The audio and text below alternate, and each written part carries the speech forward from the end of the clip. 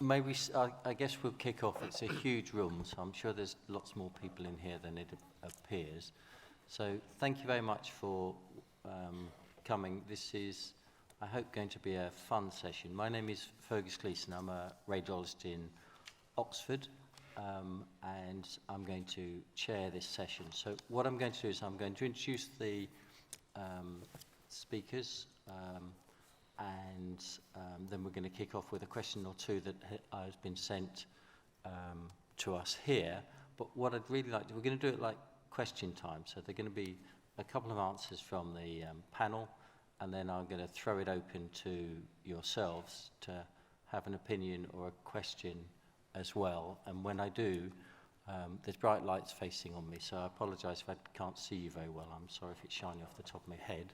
But if you wouldn't mind then coming to microphones 1 or 2 so that we can hear you clearly. So I'll go from the left across, introducing the panellists, and thank you very much for coming.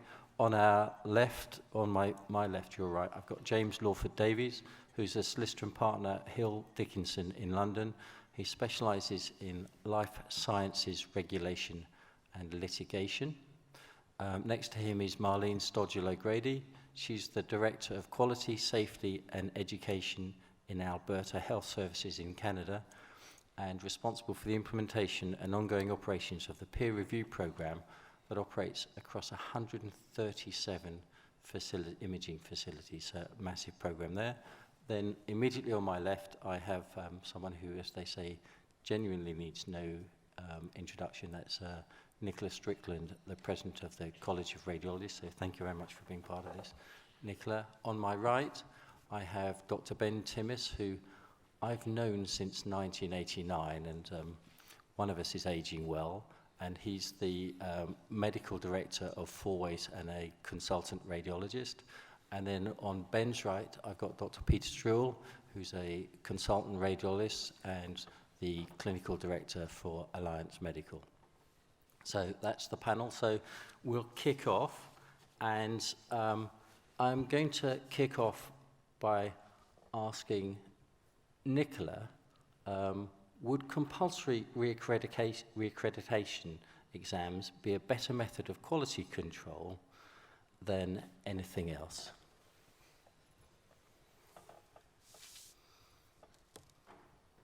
It's certainly one method of quality control which one might advocate as being auditable, if you like, and therefore you could argue that was a good thing to do. And in fact, I think I probably would argue it was a good thing to do, but it would have to be tailored, in my opinion, to the subspecialty that the consultant radiologist had taken up, or indeed 2 subspecialties. I mean, of course, this is really maintaining quality is what we are trying to do by our CPD program. It's just that a CPD program, I guess, is less rigorous and less tailored than if you had to reaccredit with an exam. Of course, you'd have to think of the consequences of what would happen if you failed that exam. And I don't think that somebody's livelihood should be taken away from them if they happen to, fail their reaccreditation exam. I don't think that would be fair. I think it's interesting to reflect that actually all our breast radiologists, if you like, do reaccredit every year with their performs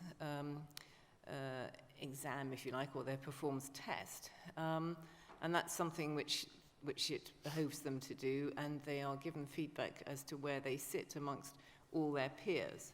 Now, that kind of thing might be a very good idea for all of us we could choose whether we did MSK, for example, or GI, or head and neck, or breast, or, whatever, relating to our own specialty.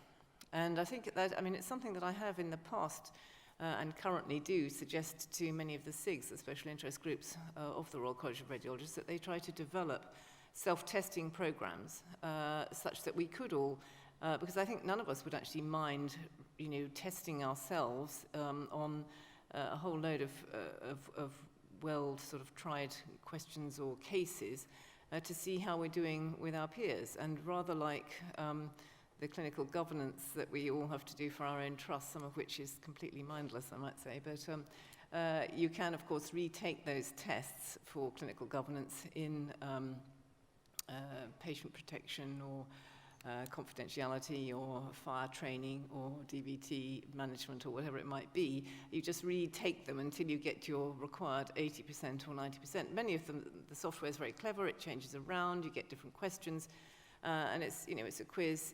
But if that were in your own specialty and you could continue to retake the test until you got your 80%, and it was kept anonymous, but it would be recorded as to whether or not you'd passed. In a way, I actually personally believe that would be an excellent way of learning, in that by the time you had retaken it several times, you would have got yourself up to speed again. And it wouldn't be threatening, and it would be pertinent. So that kind of reaccreditation, actually, I think might be very valuable. I'm going to ask James in a minute, but it's interesting. The other way of looking at it is if you did the test and you didn't fail, you didn't pass, the patients may think that actually you shouldn't be working rather than the doctor You didn't losing fail their... pass. No, if you didn't pass the test. But James, what do you think? In terms of compulsory? Yeah, making, so as a pilot to do a test Can I just twice. clarify, Fergus, what I'm arguing is that you would be allowed to retake that test until you did pass, as you do for your trust clinical governance. Or maybe not. You may not pass. well. People, if you look at dementia and loss of memory and things over the age of 55, I can say that it's a real phenomenon. But and pilots have to Well, then do you shouldn't be reaccreditation. working, I guess. Yeah, but there's no way of testing it at the moment. James, what do you think? Well, from a legal perspective, I see no particular difficulty with it at all. There may be grumbling among some who don't want to do it, but it's perfectly legally permissible for the GMC or for other professional regulators to say that these are standards that must be met, and for the field to introduce its own requirements for reaccreditation. And as a non-medic, would you like people to be reassessed by a formal test every X period of time, or are you happy for them to do it at age 30 and never be formally tested again? Well, it's a difficult question. I hope. I took one of my daughters to hospital yesterday for an appointment for an endoscopy, and I didn't question the qualifications of the team that were put forward to carry out that procedure, but I did assume that a reasonable quality of ability and training and knowledge would have been required of them. And I think it's a fair assumption that those that attend hospitals for tests and treatment will assume that those treating them are suitably qualified. When something goes wrong, then the questions are asked as to whether or not they are in fact suitably qualified, and then the courts have to decide whether or not reasonable standards of care have been met. It's a bit late by then, isn't it? So harm's done. Absolutely. And so you're trying to preempt that problem. I'm neither for nor against it. I'm old, so it won't affect me. Marlene, what do they do in Canada? We do not do that in Canada, and I actually don't believe that that's the right way to go. I'm sorry, I disagree with you.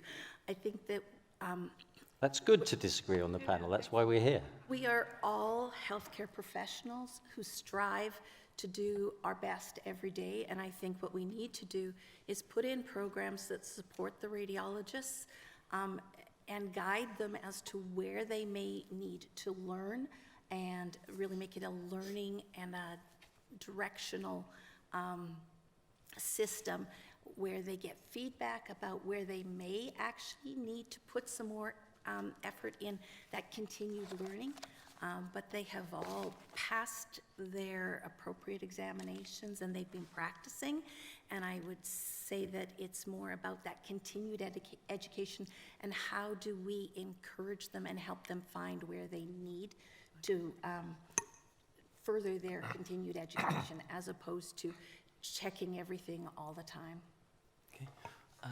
Ben, what do you think? Would it be a way of decreasing the noise around teleradiology if everyone had to do the same exam across the board every 5 years?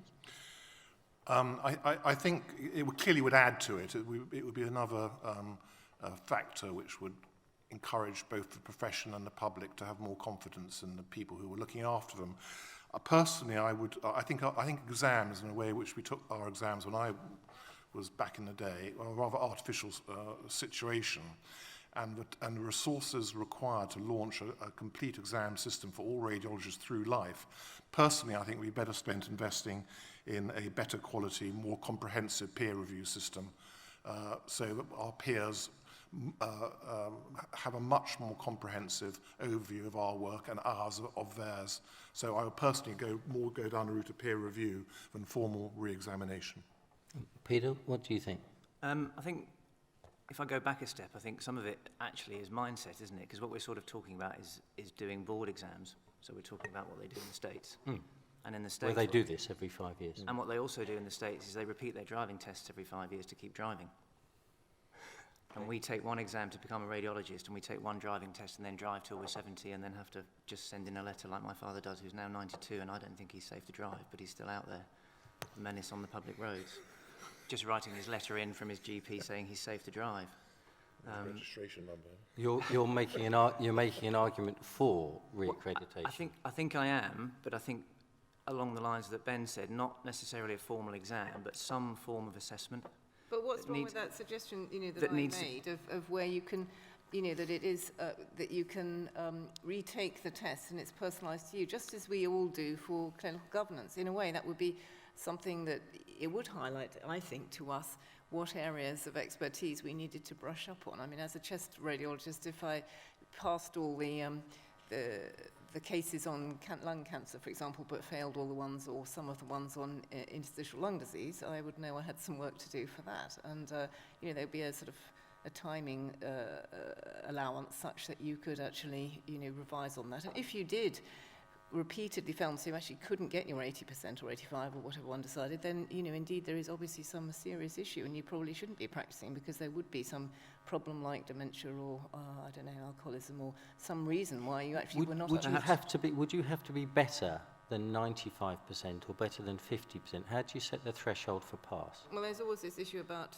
what is the threshold even in the FRCR exam as to what the threshold is, but I would have thought that, I mean, I'm just guessing, but, if there was a consensus of opinion that it was 85% or something, then that would probably be acceptable. But the question of thresholds for all exams is always up for debate. And I would actually argue, if I might, just say that actually mandatory training, there's very good evidence that what we do for governance, doing those questions online that we all have to do, tick a box, don't work.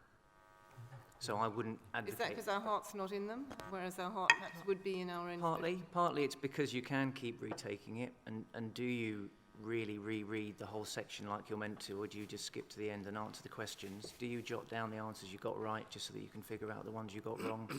So you're not really You need to be doing careful. People know how you're passing those exams. I passed them all first time, so I don't have a problem with that, of course. But in all seriousness, they can be cheated. What you want is a system that's supportive, that doesn't need to be cheated. Yeah. So the most important thing is to know that your dad doesn't drive around Liverpool whilst we're here. Is that right? He doesn't. So any comments from the audience before I ask another question? No? Okay. You'll get more out of life if you participate, team. So please do. Go to number 2. Thank you very much. Can you say who you are and where you're from? Hi, my name's Samantha Negus. I'm a paediatric radiologist and I work at Surrey and Sussex. Thank you very much for all your comments. I think it's very interesting, but it's rather like taking a driving test and going to a driving track, in my opinion. And it's a snapshot. I would personally advocate we already have the standards for discrepancies, and I would personally advocate that the college rolls out a bigger programme for auditing people's general work, which is a more realistic view, and then those areas where discrepancies are continually being flagged up can be used for self-directed learning, but I think it should be it shouldn't be a stick. This is to do towards learning. Although aren't you advocating a stick and I'm advocating a carrot? I think it's, yes, but your carrot's an artificial carrot. So I think Non-toxic carrot. not a toxic carrot, just an artificial carrot, and it may be very delicious. But I do think that it may be open to a little bit of cheating, and I think people would be in an artificial environment. But I mean, the only thing that Yeah. actually matters to me is that as all of us as radiologists actually maintain a standard which is competent and good enough to treat our patients so that patients aren't out there suffering from incompetence or lack of knowledge. And so I'm trying to devise what would be the best and most effective way, however artificial in itself, but in achieving that lifelong learning and maintaining competence. I mean, that's really all that matters. I think Ben had a comment. I was just going to say that no radiologist wants to do things wrong. We'd all like to be better, and where possible, we'd all like to make no mistakes. But we can't do that because our business is one of uncertainty in what we're looking at. And so I think that anything which helps people to become better radiologists should be welcomed. I was bemused by the title of this debate, but stick or carrot or stick. This is one great big carrot, because by involving our systems, whatever they are in terms of relearning and getting better, we can become better, and that's what we all want to be. So it is definitely a big, fat, juicy red carrot. I just think that the philosophy needs to change. We have grown up since we were first in medical school, being drummed over the head if we get anything wrong. And I think that philosophy of learning needs to be changed and turned on its head. And if you get something incorrect, that we shouldn't be made to feel like a pariah, that it should be used to our self-directed learning and reflection and much more positive. This medicine is the only healthcare profession in my experience where we get slammed over the head time and time again if we get something wrong, however minor, whereas the physiotherapists and the nurses use it much more as a team building and learning experience and much more positive. So I think it should be changed from a negative to a positive. Yeah, I mean, I think that's right. I don't think society would agree with you, but I think from the professional point of view, I think that's almost certainly correct. Any other comments? Number 3. John Burton, I'm a therapeutic radiographer. This applies to radiographers as well. Bear your indulgence for a second. My philosophy on competency and maintaining competency actually came from my dad, who during the 60s and 70s was V-Force, so flying Vulcan bombers on our behalf, nuked up, potentially fly into Russia. And before he died, we were having a chat, and he was telling me the story that, so where I'm getting to is peer review within the team. So those V-Force bombers, those teams had to self-certify amongst their team whether or not they were suitable for active duty. And as a country, we were quite happy with that. As a society, nobody knew this, it was all top secret. But actually, if we can allow self-certification within the team at that level, then surely we can do that within radiographers and radiologists. Peer review, self-review, self-certification seems to me the way to go. Thank you very much. I think if so, I'll move on to a question about peer review. The thing I would say about people in airplanes is that they all have skin in the game if the plane comes down, whereas obviously we don't when we're reporting scans for the patient. So I think that there's a slight difference there. But how robust do we think that the peer review system is, and how should we conduct it? So Ben, how do you think that we should conduct peer review? Well, again, when I read the title of this debate, I was bemused really, because insofar as teleradiology is concerned, peer review has been ongoing, active, and is completely part of our total QA philosophy. We've, over the past 7 or 8 years, all the teleradiology companies do this as a matter of routine. I can't speak to them, but for Fourways Healthcare, we have audited about 333, about a third of a million audits we've done on our reporting radiologists. We audit 300 cases a day, anonymously and randomly, and my only regret is we can only do 10%. I think it's it results in a great deal of radiology So satisfaction. do you have the people who aren't performing well in the audit process still being able to audit other people? We have a obviously peer not we everybody's have a the peer same. review system where everybody can audit if they wish to. It's entirely voluntary, and the auditors are not excluded from auditing because they themselves may be bringing up some discrepancies.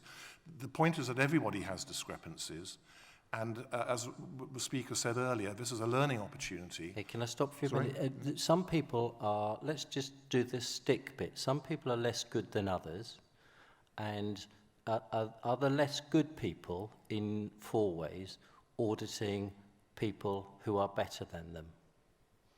Yes, I mean, we don't say because you've had a couple of So discrepancies. how do you become qualified to become an auditor? Well, we all audit in peer review in NHS trusts when radiologists are reviewing other radiologists' work on follow-up X-rays, as recommended quite rightly by a Royal College document. They're not excluded by being auditors simply because they've had a couple of discrepancies themselves. I didn't mention a couple because that would be. I just wondered about the quality control of the auditors, because clearly peer review for audit is a quality control mechanism. So one should have some quality control, i.e. who guards the guardians sort of thing. And if you're saying everybody's the same, then how will that work? Well, clearly there is, but in any organisation, there are going to be some radiologists who may be considered rather better. Most radiologists will be probably about, around the mean, and some will be performing below the mean. The most important thing is to identify those who are performing. And some will be 2.5 standards below the mean, and yet they're auditing people. I think if they're 2.5 standards below the mean, what we will be able to do is identify them by our systems and help them to become better radiologists by looking at their work pattern, finding out why they may be underperforming, and helping them to become get back to where they should be. Sure. Yeah. But during that process, they'll have been auditing. Yes, if they're auditors, yes. Okay. James, how robust is that the least good people for Ben's company are conducting audit? Well, this discussion and the comments from the first question that we had have made me think and reflect on another area that I do a lot of work in, which is reproductive technologies and embryo research. That's a very, very tightly regulated sector. It's regulated by an independent regulator, the Human Fertilisation and Embryology Authority. And I've long been concerned about the tension that arises between the regulator and the regulated in that environment, where clinics and doctors and scientists are obliged to report any incident, accident or near miss to the regulator. And that requirement is justified by the need for learning and improving practice and the mutual benefits for the sector by learning from mistakes. At the same time, the report is then used by the regulator to beat the clinics over the head because they've made a mistake, and they risk having sanctions imposed and their licenses removed and so on, as a result of the fact that they've notified the regulator that this mistake has happened. And that does give rise to an inherent difficulty and inherent tension. And to follow up on the previous point, some of the people who carry out the inspections on behalf of the HFEA work in other centres, and some of my clients would say, well, look at their success rates. They're rubbish at what they're doing, and they're coming and telling me that I need to improve my practice. And I think those are real tensions and difficulties. In terms of making them less punitive, I think that comes down to culture and the way in which the information and the learning is used. And if it is used to beat someone over the head, then you've got that balance wrong, I think. Yeah, absolutely. So, Marlene, how's it done where you are? How we do it is we have a very different approach to it. Our approach is, our peer review program is learning and learning only. We have 4 guiding principles. One is that the purpose is to reduce errors and improve patient outcomes. The second is that it is a learning opportunity, and we do not use the information that comes out of it in any kind of a punitive manner. It is confidential to the radiologist who is getting the feedback. But we also, from that learning perspective, really believe that you learn not just by being reviewed, but by reviewing. So you may not find a discrepancy from somebody else, but you might find a good call that you would have missed, and you've learned from it as a reviewer. And so we've really worked very hard on ensuring that the focus is learning and improvement in that continuing education of our radiologists and our technologists, because we actually do peer review with both the radiologists and the radiographers. And so that's really been our focus, but there also is the clear understanding that if a discrepancy is found, it is the reporting radiologist's responsibility to disclose and ensure that that discrepancy is corrected. And who do they disclose it to? They disclose it. We have a disclosure policy in Alberta Health Services, which requires that they either disclose it to the referring physician who has requested the exam so that they can follow up appropriately with the patient, or depending on how severe, we may actually disclose directly to the patient. Okay. Peter, what do you think about peer review then? Well, I think actually proper peer review done in the way we've sort of been talking about now does work, and it does, those radiologists that are slightly underperforming, it does pull them up for exactly the same, or for exactly the reasons I think that Marlene described, that if you're reviewing other people's work, you do end up seeing things that you might not otherwise have seen, or even just they're being described in a way you've not seen before. You've not come across it through your training, so even if it's just slightly different phraseology, but it might lead you then to go on and do some self-directed learning around the subject, because it's sparked a thought. So I think that does work. I think we have to be a little bit careful, because a lot of I guess the stick and carrot aspect that we're talking about more today, I would say centres more around audit reporting. That's a bit more stick and carrot, where you've got experts auditing others. By definition, those experts are, and probably will be, better than the average. But then sometimes it means the average reporter does feel like they're forever getting sticks and no carrots. So, Nicola, do you think the college has been keen on peer review, but do you think it should be external peer review, so that if you're in a department of 3, you can't peer review, as opposed to if you're in a department of 30, you can peer review? How do you think we should manage that for the college? Yes, I think that would be better and fairer. But of course, I'm stuck in the position of, as we all know in this room, to introduce rigorous peer review, compulsory peer review in the NHS is very difficult. We have, about 1,500 vacancies for consultant radiologists around the country. We have 250,000, that's 250,000 imaging studies waiting a month or more at any one time to actually get a radiology report, any radiology report. And therefore to introduce a programme of peer review when all those radiologists have actually passed a national, quite rigorous exam, I would say, the FRCR. 20 plus years ago, some of us. It's better than having no exam, which is the situation in the vast majority of countries around the world. And it is a national exam. And therefore it's very difficult to introduce this programme. I think one very important thing is that the name of the reporter should be anonymised when those reports are peer reviewed, and that is not always the case, I might say, in many of these systems. And it's really why, we have to be practical. We have to deal with life as it is at the present time.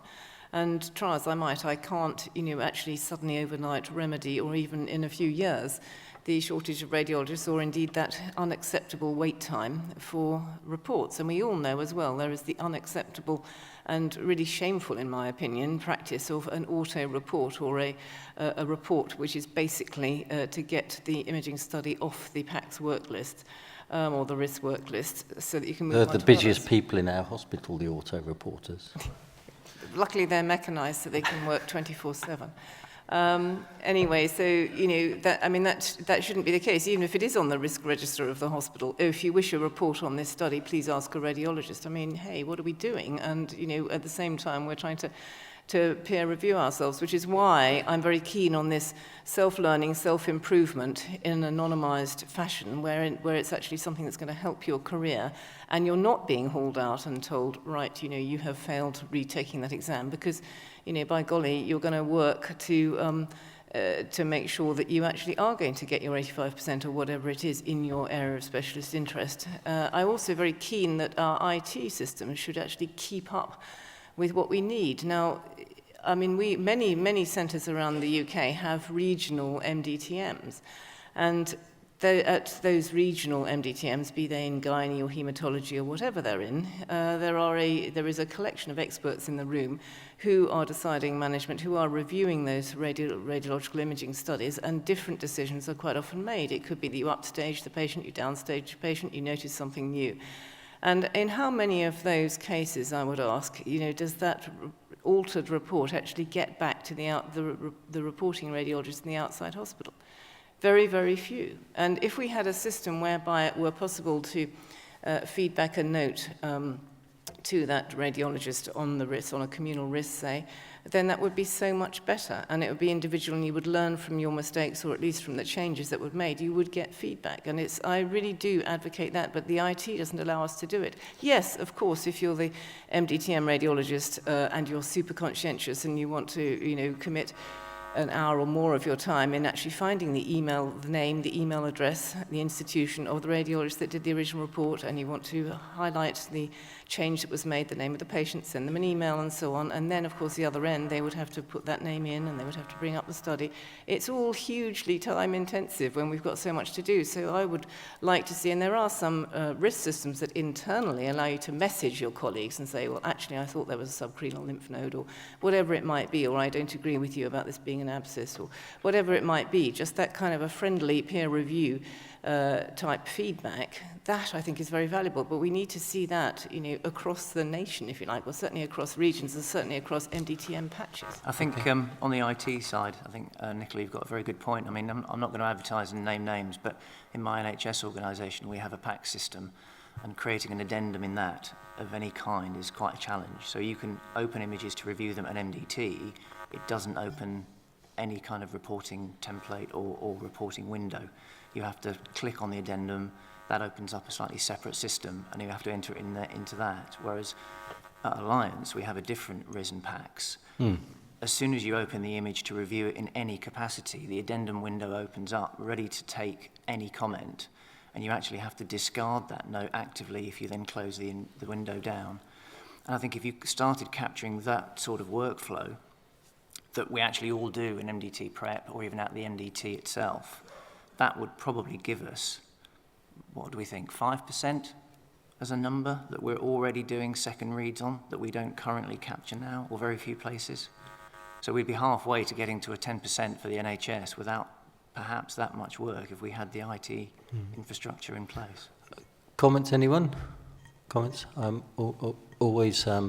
I think my lung MDT is 55 odd patients in it, and anybody who thinks that I actually actively review all 55 CT scans to provide a better opinion than the person who's actually primarily reported it, I think it's pushing it a bit. If we're going to go on, someone at the back. My name is Rebecca Muirhead. I'm an oncologist from Oxford. So I come from a slightly different perspective. We're oncology. And up until recently, the physicists would be bashed over the head if the lasers were a millimetre out, but we could draw a circle around a rectum instead of a prostate and nobody would notice. And more recently, we've recognised the benefit of peer review. And the only thing I would say is I am absolutely in favour of keeping it positive. So peer review in a room with your peers, you do recognise things that you are missing out on, and you do therefore improve it. You might go away and come back the next week having learnt something and share it with everybody. The other thing that, for example, exams or external audits don't really appreciate is the fact that, I guess, we get tired when we're in front of a screen for 4 hours. You guys are in front of screens for the whole week. So even the best oncologist who will pass every exam and would usually get things right will make a mistake if they've been sat there for too long looking at the same image for too long, and that is not recognised in exams, whereas in peer review that is picked up. Well, we could do the exams late in the evening after a full day's work. Just on one other point, a really good way of peer review is we know that when you are treating people within a trial, they get better outcomes, they get better contours because the images are all externally reviewed, and it's a nice way for another department to get involved and see what they think of your contouring, and they usually are the experts in the UK, so that is another really good way. And I know some of the trials, certainly the oncology trials, have workshops away for the radiologists reporting in their trials, so that's a really good way of doing peer review in a positive way. So I guess my point is keep it positive. Thank you very much. No, what? Go for it. Hello, Jonathan Rodriguez from Bath. Thank you very much for your comments. My concern about peer review, audit, or even review in the MDT setting is that it's not comparing like for like. Your mindset, your pre-test probability is different. It's not the same as reporting acute CT in acute CT with numerous interruptions. So if you really want to know how people are performing, you need to put in a blinded case slipped into an acute CT or an acute MR list and get the report out of that and compare it to the individual who was reporting, who was interrupted 7 times and had to go and put a cannula in somewhere else. And that really tells you, was that a missable miss in that context, rather than sitting back in the comfort of your chair saying, I would have picked up that subtle bone lesion, because I think that is the metric that is actually important to the reporting clinician as well. Thank you very much. The problem I have with this is that it's quality control for us, but the patients aren't really interested in whether you've got it wrong at 7 in the morning or 7 at night. They just don't want you to get it wrong. So it's all the professional standards versus the patient standard expectations, I think, are very different. So I think that's a fair point, though, and it's something that's always worried me a lot about the whole, I know it's not the topic of our discussion today, but it's worried me a lot about the whole expert witness legal system, you know, where you call an expert witness who sits back in his or her chair and knows, of course, that there's going to be something the matter with the imaging study, or it wouldn't have been sent to you in the first place. And so you scrutinise it, and you pick it up, and the minute you've picked up something and you show it to the judge or to anybody else, or to a barrister, somebody non-medical, they can see it as well. We can all see it, and they think, well, how could you possibly have missed that? I mean, are you blind? But we all do that. We look at a lump we've missed, and we do think to ourselves, how could we possibly have missed something so the I think size of a that, football? you know, I do agree with actually I think that certainly for the expert witness scenario, slipping in the same case into a routine reporting list to see how many other radiologists would have missed it is a very different scenario and a much more valid way of seeing how bad that miss was, if you like. But isn't that quantifying once the discrepancy or the error has occurred? No, it is. I think it is, and that's why I'm making the point. It is a different scenario, really, but I think a valid one. So can I ask Ben then? So your reporting mostly happens out of hours in the evening when Rebecca said that most of us are tired. Do you think that do you limit the number of X-rays that are reported and whether they've worked all day? Have you any interest in it? Is that me? Is that me? Yeah. Yeah, we monitor everything. We monitor all the metrics. We monitor how much people report, how long they take to report, whether they take breaks. And then what we try to do, and it's not a precise science, we try to draw some correlations. If we see some underperformance coming through our systems, we try to see if there's a correlation between people who are taking enough breaks and et cetera, et cetera. And so what happens is that if we do identify somebody who may have been reporting a lot, I will have a chat with them, say that, you know, these discrepancies are popping up, we all make mistakes, we're here to support you, but would you consider taking 10 minutes, say an hour off reporting? And often, in fact, nearly always, that radiologist performance comes back to the norm and they improve. And you know, isn't that what we all want? We, as I said earlier, we want to be better radiologists, but we're human beings and we make mistakes. And if there are systems available which alert us to what we're doing, which may not be in our best interest in terms of reporting accuracy, then if it was me, I'd want to be told. I'll move on to a relatively hot topic about reporting radiographers, if I may. So one of the questions sent in was, will reporting radiographers be subject to the same peer reviews and standards as radiologists? So Marlene, how do you do it, and do you think they should be, if reporting radiographers report the same as a radiologist, same standards? Absolutely. And that's exactly how we manage it as well. If you're issuing a report, it doesn't matter whether you're a radiologist, whether you're a reporting radiographer. We have neonatologists doing their own reporting. We have cardiologists doing their own reporting, and we hold all of them to the same standards. They all must participate. So, but the reporting radiographers don't do an exam, and yet they're held to the same standards. So maybe we should abandon the exam, because it works without an exam? They don't, they do have a regulatory side. They don't have a formal exam with the Royal College, but they have their own college that examines them to allow them to be. So they've shorter training, no exam, Yeah. but they're performing at the same standard. So, Nicola, do we need to rethink things? Yeah, they need an exam, a national exam. But they're doing just as well without one. It depends what you mean by just as well and how that is. Marlene, are they doing just as well without an exam? They are doing equally, their discrepancy rates are no higher than the radiologists. James, do we hold reporting radiographers to the same standards here? Do you know if they miss a lung cancer, is it the same process as for radiologists? Well, certainly, as far as the courts are concerned, they will hold them to the same standards if they're relied on in the same ways. And the courts don't ask whether they've done an exam? No. Well, no, that's not quite right. They may ask, and it may be a mitigating factor, but it certainly won't be determinative of negligence or the lack of negligence. But they're not actually. You're being deliberately I would argue, they're not provocative. I hope. I'm trying. I am trying. And you know that everybody goes through some form of assessment, whether it's an exam or a sort of end-of-course evaluation or whatever you want to call it before they're let loose on the images of patients. Yeah, I'm just interested as to whether you can achieve the same quality without a 3-year training program and an exam, and in a society that's not very different from ours. But I mean, this is a bit contrived, isn't it? In that you know as well as I do that the reporting radiographers are not doing the entire gamut of work that a radiologist is performing. So in their focused area of picking up a nodule or extremity musculoskeletal work, or even homing in on just doing MR of the knee, which I know some radiographers do, I would argue that that is a very isolated piece of work. It is not the same scope as a radiologist undertakes. Mm.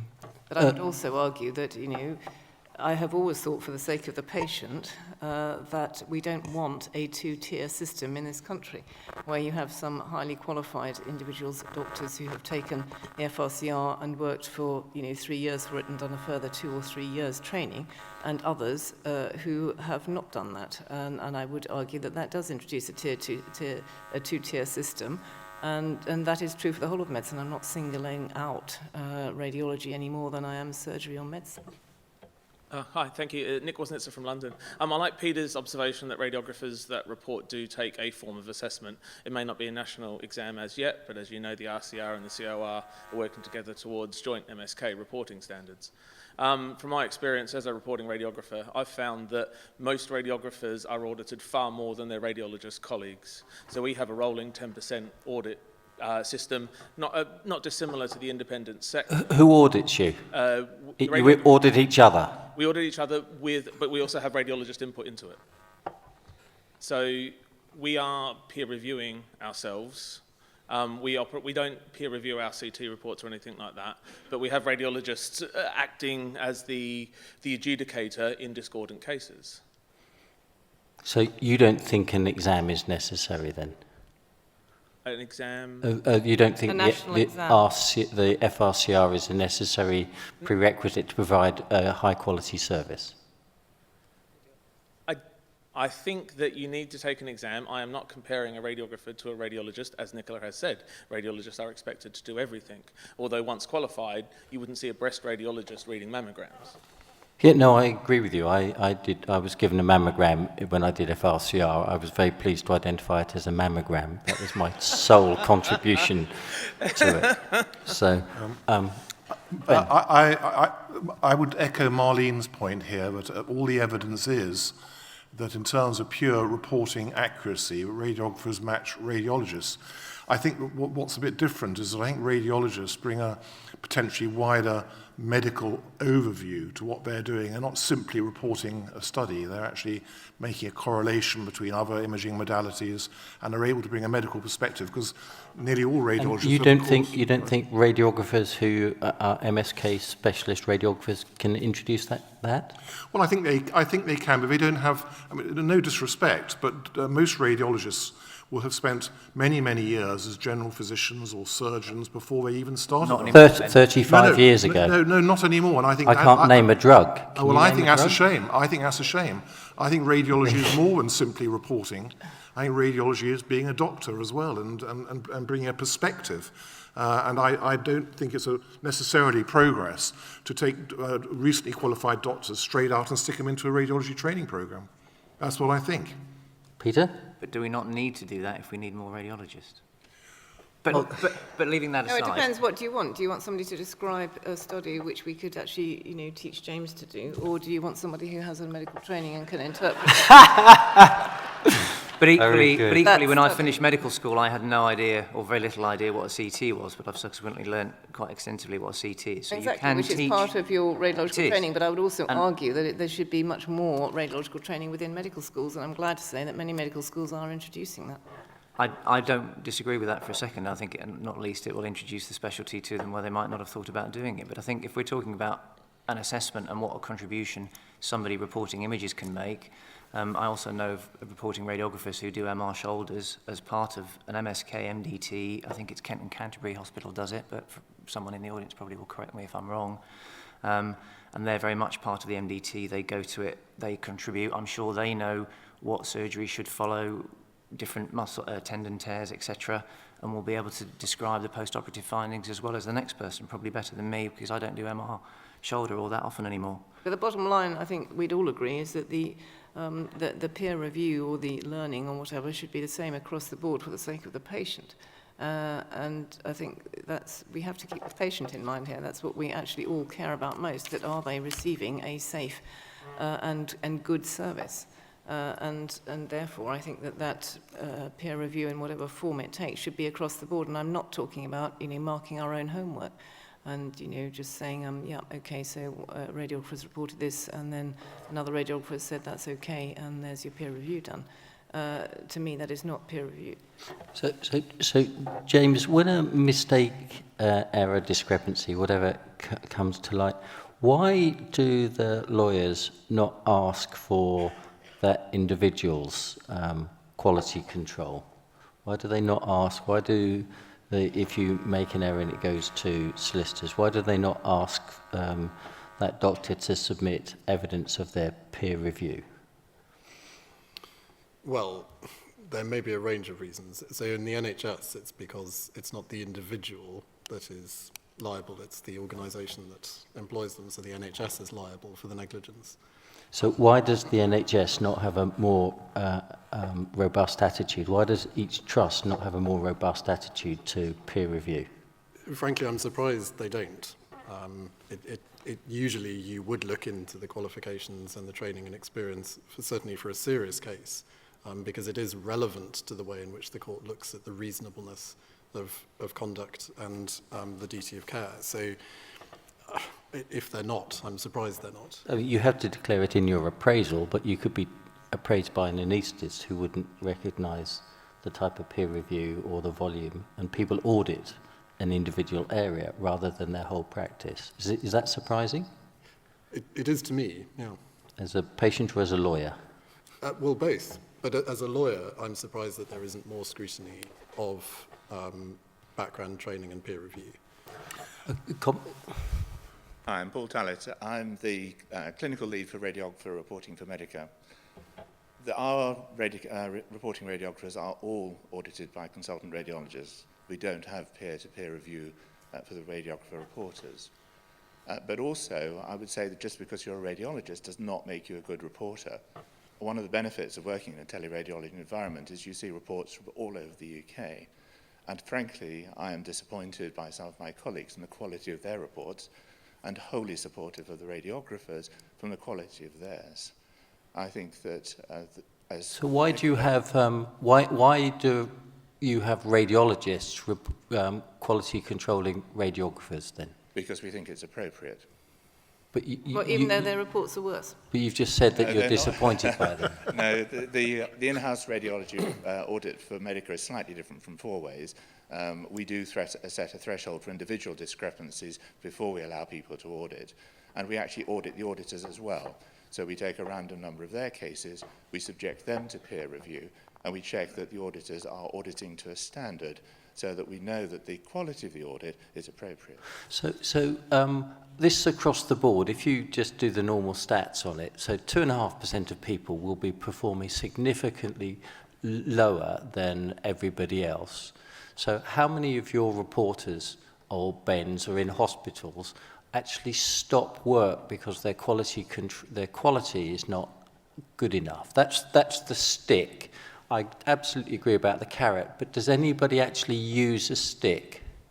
Do they use a stick in Medica? The college has a protocol for radiologists of concern, and radiologists are a resource not to be discounted. No, I appreciate that, but if you're auditing and you do the normal statistics, 2.5% of people will be significantly worse than everybody else. They can be brought up to standard, but they may at the time not be. But across the NHS, teleradiology and all, that's what is it? That's going to be 25 consultant radiologists? No, it's going to be 100 consultant radiologists at any one time who are performing, in terms of reporting, worse than others. Yes, and does that any hospital, does Medica have, you've got 300, 400 reporters, so that's whatever it is. Are they stopped reporting, or are they ongoing whilst they're not doing well? As an ultimate sanction, that is possible, but it's much easier to do that in the teleradiology environment than the NHS. But Yes, my point I was going to say, what does the NHS do? No, I put them all, I believe the teleradiologists work for the NHS the same way as everybody else does. You know, so, no, I'm thinking of a purely legal point of view. It's much easier to ask a teleradiologist not to report and to discontinue their contract than that would be within the NHS. But that's not the point. As I said, peer review is to identify the outliers and to support them, and then identify their weaknesses so that they can address them. It is not designed to sack them. No, I would. Well, I don't know about that, but I was just asking: does anybody use the stick? Is what I was asking. When people, I've yet to come across people who've been suspended from reporting whilst they improve their services. But I don't know. That's just my ignorance. I don't know how often it happens. Oh, there's a queue of people. So let's get some. Go on. Go for it. Numbers 1. So my name's Malcolm McNinch, work for InHealth. I'm Risk and Governance Lead. Know Ben very well. And Ben, we did work together because I had concerns about a radiologist. And I asked Ben not to, I didn't want him to report until he was reviewed and brought back up to speed. And we worked on that, and we did bring him back on board once Ben was satisfied. And I was satisfied that his results had come. So that's one radiologist? We've done it on a couple of occasions. 2 radiologists. How many reporters do you have? We've got, well, I don't know, because Ben does it all. 200. But 200, so it's about 5 a year. I used to work at Medica as well, about 5 years ago, and I put in a lot of the stuff that goes on there, and I would suspend radiologists from working if they went below and if there was serious discrepancy that happened. And I think that still goes on. I don't think that's changed. And I think it's something that you should do, that if somebody has a serious incident, you have to act on it. And we have done that. I've worked with Ben and I've worked with it at Medica, but it was always to bring the person back on. Oh no, for sure. It's just the quality of control whilst they're struggling, for sure. It's always learning. Let's hear the person behind. Go for it. Thank you. Thank you, by the way. So I'm Petra Jankowska. I'm a clinical oncologist in Taunton in the southwest. I think whichever way we look at it, we are facing a staffing crisis, both in terms of radiographers, radiologists, oncologists in vast numbers of specialties. And I think we are missing a trick if we don't think outside the box. Some of us, particularly those who work in more remote rural areas, don't have the privileges of working in a sort of city-centric place where you have sort of reams of registrars and trainees coming through, we have to think outside of the box. I think when we're looking at radiographers who are reporting or radiographers who have extended scopes of practice, and we were just in the process of appointing our 4th consultant radiographer in oncology, we're looking at small scopes of practice where they have a very robust competency framework, they're integrated into the MDT, they're part of our morbidity and mortality meetings, they're part of our discrepancy reporting, and subject to the same rigorous review that we put our medical colleagues through. I'm sure that's the way it should be. Peter, you were going to thank you for that. Thank you. I was just going to say that maybe it isn't about the stick, maybe it is about the carrot, that if we identify somebody, and in a former iteration I worked for in health with 4 ways, and we did come across a few doctors that had discrepancies that suddenly seemed to increase, and actually I thought there was a duty to feed back to that doctor's RO, probably at their NHS site, but not with the view of punishing them in any way, but actually asking the question, is there something bigger going on? Is there something else going on in their lives that's distracting them from delivering the high standard of work that they previously delivered, and actually supporting them through that period? And I think that still does go on, but I think that's the perspective I would want it to go on from, rather than stopping somebody working specifically. Molly. I just want to put a different perspective on it. Can I ask, before you do that, do you give people a carrot that when they're doing very well, you pay them more? No, we don't. Okay. We give no carrots. We really try to give no sticks, though, either. What we really try to do is keep our peer review as true learning perspective. We understand that when you're only doing between 5 and 10% of the reviews, because our program randomly selects the studies, we understand that even if you have a high discrepancy rate, it could be just a statistical anomaly. So we give feedback to the radiologist or the radiographer about where we believe they need to do some continued learning and improvement.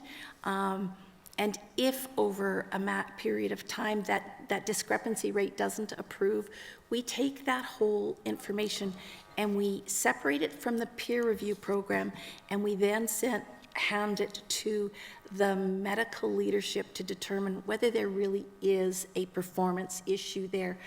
We really focus on keeping peer review that learning, supportive carrot, because they can use it as continuing education, their CME credits, and it's a real radiographers and radiologists treat it the same. Both the same, yes. And you do alert them that there's an in-depth review of their practice at the time? If we take it outside of the peer review program, yes, we alert them and inform them. And do you stop them working during that period of time? We do not, because So they can have a problem, but you're continuing to allow them to work. the reason why we don't make that decision is because we're only doing 5% of the studies. You can't say, it could be a statistical anomaly, just that you've randomly selected the studies that they How long does your process take? Our process takes, we give them about 3 months over which we monitor them. And if it doesn't improve over that 3 months, then we hand it over to the medical. And is it 100% audit over those 3 months, or is it still 5%? It's still 5%, giving them guidance on the areas that they need, because we actually can tell them not just that they've had discrepancies, but what type of study they've had issues in, what body parts, and really try to focus their learning. If it doesn't improve, then we actually hand it over to the medical affairs people who really audit their practice, and then they will do a significant in-depth audit separate from the peer review program to determine whether they have a competency issue. Are they still practicing at that time? They are still practicing. James, what do you think about that? That people that are significantly at risk of being in-depth audited are continuing to practice, putting further patients at risk? Not that it's a leading question. But No. Well, I mean, by comparison, I'm audited within my firm every month by one of my peers. no, that's just the billing gets audited. No. If only. No, one of my files is selected at random and audited by one of my peers every month, and that's the same for every lawyer in my firm. So But presumably, And if what it was percentage no is par, that? you would still be allowed to continue to practice. you would, although the data from the review is shared within the firm, and so you know that you're falling short if you have repeated errors. But I think that there is obviously a difficulty if somebody is repeatedly found to have fallen short, or if there are repeated misdiagnoses. And again, I can only really, it's the lawyer in me, think of how this would be looked at in court. Yes. Now, if you're telling me that in fact the courts don't look at peer review data, No. then that's a little The concerning. GMC do, but the courts don't, as far as I know. As far as I know. Ben wanted to say... I just wanted to follow up a comment. Very quickly, so we've got to finish in a minute. Right, a comment made by a lady about thinking outside the box and the pressures on for service. I would like to see less resource and time spent on general appraisal and revalidation of doctors and using that resource to bolster up the internal peer review process within radiology. Thank you.